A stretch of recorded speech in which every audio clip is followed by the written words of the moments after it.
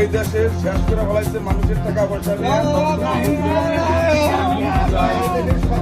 সেপ্টেম্বরের 1 তারিখ মালদ্বীপ গেছে দালাল আব্দুর রাহিমের মাধ্যমে।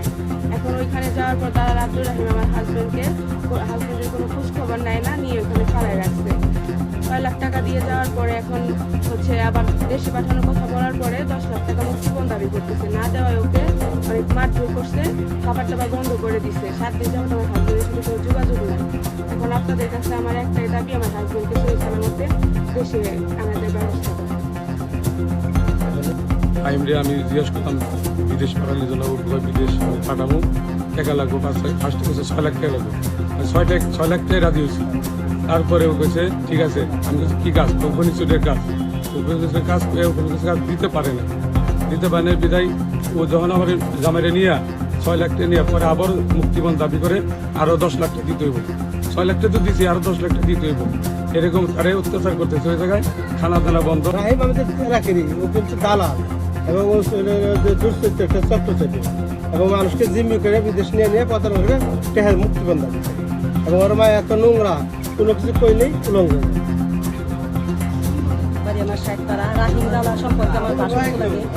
ও আমার প্রস্তাব দিল যে চাষি প্রত্যেকটা বই প্রতি আপনার আমি 25,000 করে টাকা দিব। পরে আমি বললাম যে না, আমি টাকা চাই না, টাকা ধরে নেগা, আমার এই বই আনার দরকার নাই। পরে আমার এক ভাগ্নের বইয়ের জন্য অনেক খুশামতি করছে আমারে। একজনে এমনি হলো মায়ের খাওয়া, লোক এক জায়গায় মায়ের খেয়েছে, সেজন্য আমি তার বই এনে নেই।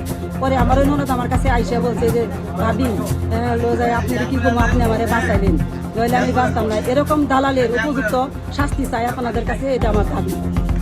দালাল সাথে আমরা টাকা পয়সা দিচ্ছি, আমরা 5 জন বাইক করা আমাদের বাড়ি।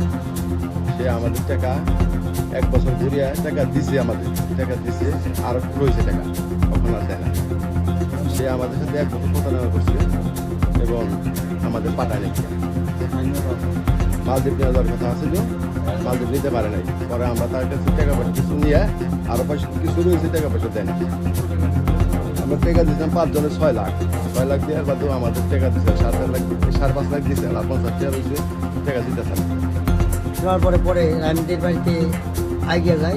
গাইডের পরে একটা বসার চিন্তা ভাবনা করি। আরও কয়েকজন মিলে আমি রোহিত, রফিক, তারপর শরীফ, 4 জন মিলে যাই, বসার একটা চিন্তা ভাবনা করি। কিন্তু রাহিম এবং রাহিমের মা, রাহিমের বাবা বসতে রাজি না। এবং পরবর্তীতে আমি আর বেশি কিছু জানি না। পরবর্তীতে শুনলাম যে রাহিম হঠাৎ করে বিদেশে চলে গেছে, এই হলো বিষয়। আর পরে আরও জানতে পারলাম যে জাহিদকে ফেরত আনার ব্যাপারেও সে আবার নতুন করে 10 লাখ টাকার প্রস্তাব করছে আর কি। সেটা আমি শুনলাম এলাকাবাসী হিসেবে।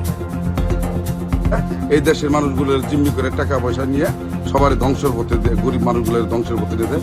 আমি বাংলাদেশ সরকারের কাছে এই দৃষ্টি আকর্ষণ করছি, আমরা যেন রাহিমের সুবিচার পাই।